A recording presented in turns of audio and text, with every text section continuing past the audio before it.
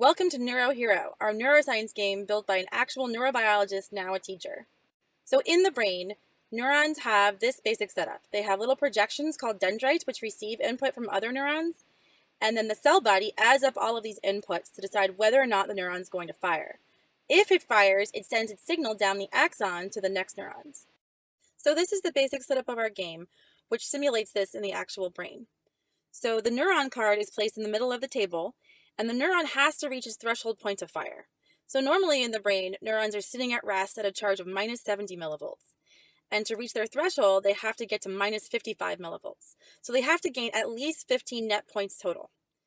So the synapse cards at the top represent the inputs coming into that neuron. They can be either positive, which is a glutamate neurotransmitter, or negative, which is a GABA neurotransmitter. And these will have different point values. And there's a line of modulator cards at the bottom which affect these synapse cards, either by affecting their point value, or flipping them over, or removing them from play. So let's see this in action.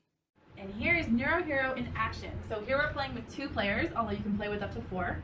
We have our neuron resting in the middle, and these are all of the synapses, which are the inputs on these dendrites to try and get the neuron to fire. So the goal, again, is for these 2, they're trying to be the first player to reach 15 points. So they'll either flip over one of the inputs from the synapse cards, or on their turn, they can use one of these modulator cards. There's learning, transporter, coffee, alcohol, enzyme.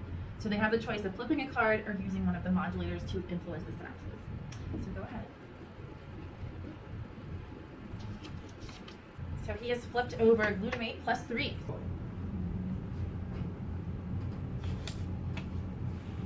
So we have GABA minus 3, so we're back at 0.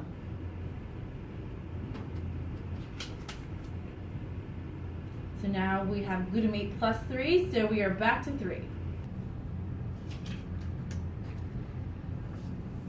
So she has just used the enzyme card, which removes an input from the game. Roll it.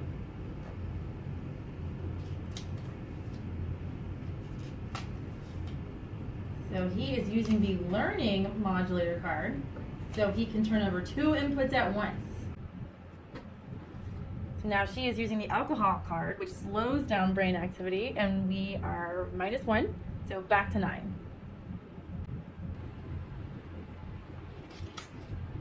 So plus 5, so 9 plus 5 is 14, almost there. And a plus 3, we're at 17 points, she wins, and the neuron fires. So we flip it to action potential.